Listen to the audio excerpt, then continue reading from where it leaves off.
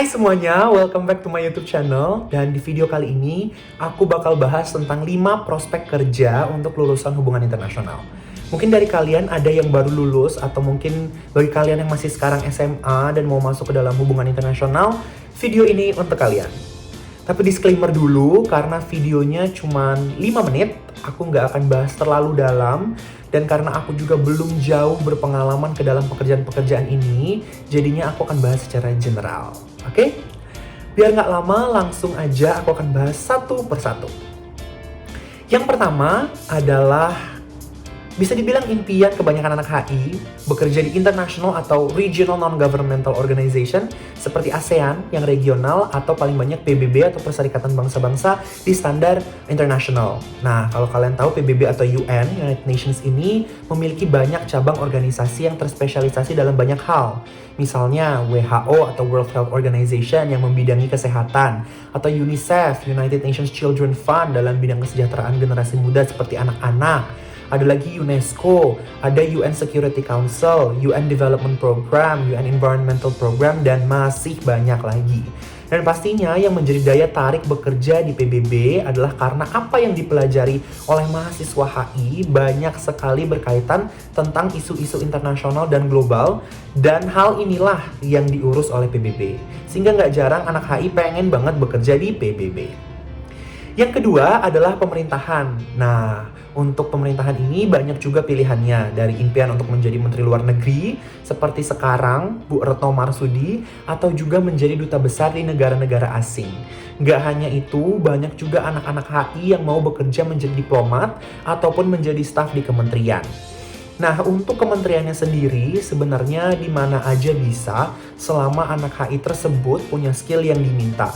Tapi biasanya banyak yang tertarik untuk bekerja di Kementerian Luar Negeri atau Kemenlu. Di kementerian ini banyak sekali bidang-bidang yang sudah dipelajari oleh anak-anak HI.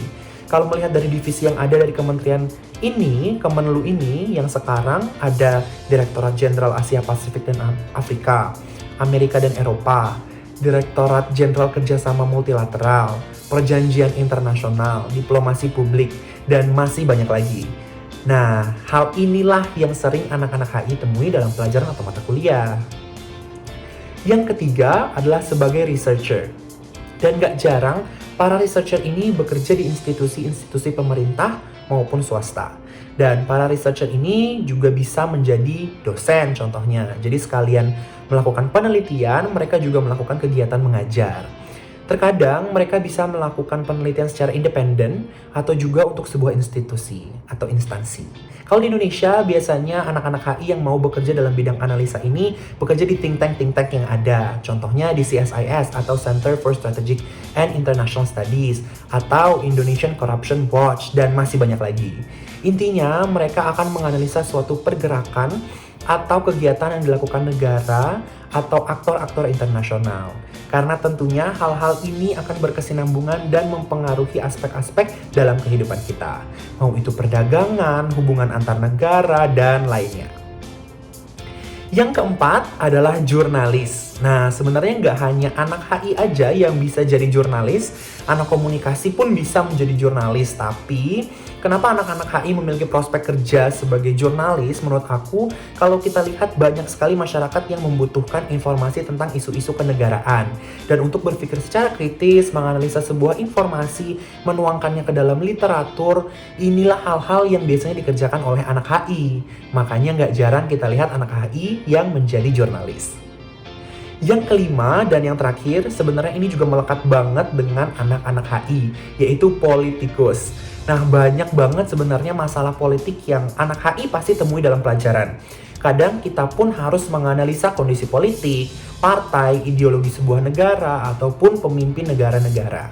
Maka dari itu nggak jarang anak-anak HI masuk ke dunia politik. Ada yang masuk ke partai, dan ada juga yang menjadi petinggi-petinggi daerah.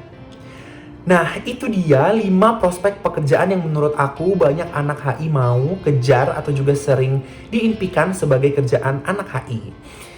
Itu aja video kita hari ini. Jangan lupa untuk bantu channel ini dengan like, comment, share, dan juga subscribe.